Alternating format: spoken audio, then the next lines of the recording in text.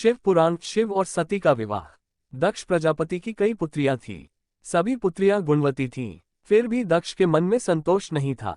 वे चाहते थे उनके घर में एक ऐसी पुत्री का जन्म हो जो सर्वशक्तिसंपन्न हो एवं सर्वविजयनी हो, जिसके कारण दक्ष एक ऐसी ही पुत्री के लिए तप करने लगे। तप करते करते अधिक दिन बीत गए तो भगवती आद्या ने प्रकट होकर कहा, मैं तुम्हारे तप से प्रसन्न हूँ। तुम किस कारण वश तप कर रहे हो?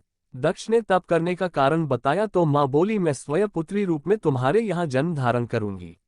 मेरा नाम होगा सती। मैं सती के रूप में जन्म लेकर अपनी लीलाओं का विस्तार करूंगी। फलतः भगवती आद्या ने सती रूप में दक्ष के यहाँ जन्म लिया। सती दक्ष की सभी पुत्रियों में सबसे अलौकिक थी। सती ने बाल्य अवस्था में ही कई ऐसे अलौकिक आश्चर्यचलित करने वाले कार्य कर दिखाए थे, जिन्हें देखकर स्वयं दक्ष को भी विस्मयता होती रहती थी। जब सती विवाह योग्य हो गई तो दक्ष को उनके लिए वर की चिंता होने लगी। उन्होंने ब्रह्मा जी से इस विषय में परामर्श किया। ब्रह्मा जी ने कहा, सती आद्या का अवतार है। आद्या आदि शक्ति और शिव आदि पुरुष हैं। अतः सती के विवाह के लिए शिव ही योग्य और उचित वर हैं। दक्ष ने ब्रह्मा जी की बात मानकर सती का विवाह भगवान शिव के साथ कर दिया। सती कैलाश में जाकर भगवान शिव के साथ रहने लगी। भगवान शिव के दक्ष के दामाद थे, किंतु एक ऐसी घटना घटित हो गई जिसके कारण दक्ष के हृदय में भगवान शिव के प्रति बैर और विरोध भाव पैदा हो गया। एक बार देवलोक में ब्रह्मा ने धर्म के निरूपण के लिए एक सभा का आयोजन किया था। सभी बड़े बड़े देवता सभा में एकत्र हो गए थे। भगवान शिव भी इस सभा में बैठे थे। सभा मंडल में दक्ष का आगमन हुआ। दक्ष के आगमन पर सभी देवता उठकर खड़े हो गए, पर भगवान शिव खड़े नहीं हुए। उन्होंने दक्ष को प्रणाम भी नहीं किया। फलतः दक्ष ने अपमान का अनुभव किया। केवल यही नहीं, उनके हृदय में भगवान शिव के प्रति ईर्ष्या की आग जल उठी। वे उनसे बदला लेने के लिए समय और अवसर की प्रतीक्षा करने लगे। एक बार सती और शिव कैलाश पर्वत पर बैठे हुए परस्पर वार्तालाप कर रहे थे। उसी समय आकाश मार्ग से कई विमान कनखल की ओर जाते हुए दिखाई पड़े। सती ने उन विमानों को देखकर भगवान शिव से पूछा, प्रभो, ये सभी विमान किसके हैं और कहाँ जा रहे हैं? भगवान शक्र ने उत्तर दिया, आपके पिता ने बहुत बड़े यज्ञ का आयोजन किया है। समस्त देवता और देवांगनाएं इन विमानों में बैठकर उसी यज्ञ में सम्मिलित होने के लिए जा रहे हैं। इस पर सती ने दूसरा प्रश्न किया, क्या मेरे पिता ने आपको यज्ञ में सम्मिलित होने के लिए नहीं बुलाया? भगवान शंकर ने उत्तर दिया, आपके पिता मुझसे बैर रखते हैं, फिर वे मुझे क्यों बुलाने लगे? सती मन ही मन सोचने लगी, फिर बोली, यज्ञ के इस अवसर पर अवश्य मेरी सभी बहनें आएंगी। उनसे मिले हुए बहुत दिन हो गए। यदि आपकी अनुमति हो तो मैं भी अपने पिता के घर जाना चाहती हूँ। यज्ञ में सम्मिलित हो लूंगी और बहनों से भी मिलने का सुअवसर मिलेगा। भगवान शिव ने उत्तर दिया, इस समय वहां जाना उचित नहीं होगा। आपके पिता मुझसे जलते हैं, हो सकता है वे आपका भी अपमान करें। बिना बुलाए किसी के घर जाना उचित नहीं होता है। इस पर सती ने प्रश्न किया, ऐसा क्यों? भगवान शिव ने उत्तर दिया, विवाहिता लड़की को बिना बुलाए पिता के घर नहीं जाना चाहिए, क्योंकि विवाह हो जाने पर लड़की अपने पति की हो जाती है। पिता के घर से उसका संबंध टूट जाता है। लेकिन सती पीहर जाने के लिए हट करती रहीं, अपनी बात बार बार दोहराती रहीं। उनकी इच्छा देखकर भगवान शिव ने पीहर जाने की अनुमति दे दी।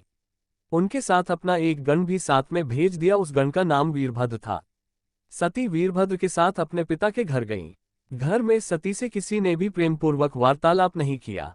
दक्ष ने उन्हें देखकर कहा, तुम क्या यहाँ मेरा अपमान कराने आए हो? अपनी बहनों को तो देखो, वे किस प्रकार भांति भांति के अलंकारों और सुंदर वस्त्रों से सुसज्जित हैं। तुम्हारे शरीर पर मात्र बाघंबर हैं। तुम्हारा पति श्मशानवासी और भूतों का नायक है।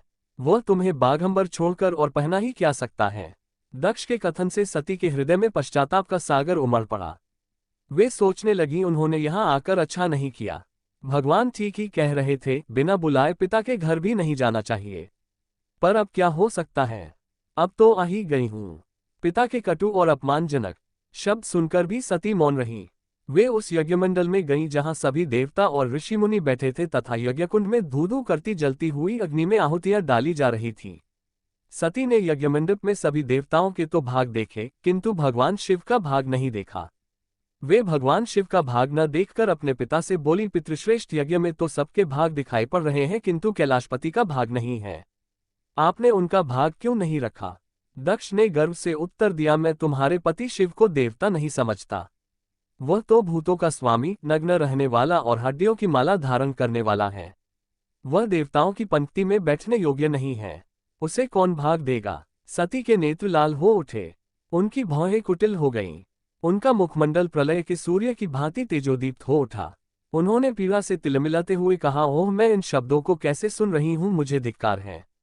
देवताओं, तुम्हें भी धिक्कार है। तुम भी उन कैलाशपति के लिए इन शब्दों को कैसे सुन रहे हो, जो मंगल के प्रतीक हैं और जो क्षण मात्र में संपूर्ण सृष्टि को नष्ट करने की शक्ति रखते हैं। वे मेरे स्वामी हैं। नारी के लिए उसका पति ही स्वर्ग होता है। जो नारी अपने पति के लिए अपमानजनक शब्दों को सुनती है, उसे नरक में जाना पड़ता है। पृथ्वी सुनो, आकाश सुनो और देवताओं, तुम भी सुनो, मेरे पिता ने मेरे स्वामी का अपमान किया है। मैं अब एक क्षण भी जीवित रहना नहीं चाहती। सती अपने कथन को समाप्त करती हुई यज्ञ के कुंड में कूद पड़ी।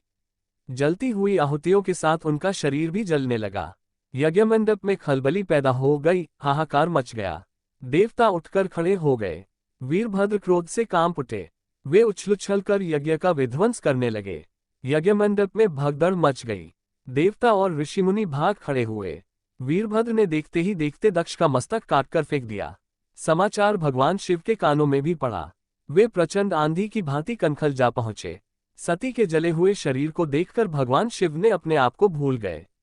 सती के प्रेम और उनकी भक्ति ने शंकर के मन को व्याकुल कर दिया। उन शंकर के मन को व्याकुल कर दिया जिन्होंने काम पर भी विजय प्राप्त की थी और जो सारी सृष्टि को नष्ट करने की क्षमता रखते थे। वे सती के प्रेम में खो गए, बेसुध हो गए। भगवान शिव ने उन्मत्त की भांति सती के जले हुए शरीर को कंधे पर रख लिया। वे सभी दिशाओं में भ्रमण करने लगे। शिव और सती के इस अलौकिक प्रेम को देखकर पृथ्वी रुक गई, हवा रुक गई, जल का प्रवाह ठहर गया और रुक गई देवताओं की सांसें। सृष्टि व्याकुल हो उठी। सृष्टि के प्राणी पुकारने लगे, पाहिमाम पाहिमाम। भयानक संकट उपस्थित देखकर सृष्टि के पालक भगवान विष्णु आगे बढ़े।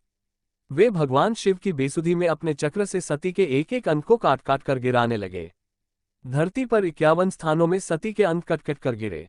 जब सती के सारे अंत कटकर गिर गए तो भगवान शिव पुनः अपने आप में आए। जब वे अपने आप में आए तो पुनः सृष्टि के सारे कार्य चलने लगे। धरती पर जिन 51 स्थानों में सती के अंत कट कट कर गिरे थे, वे ही स्थान आज शक्ति के पीठ स्थान माने जाते हैं। आज भी उन स्थानों में सती का पूजन होता है, उपासना होती है।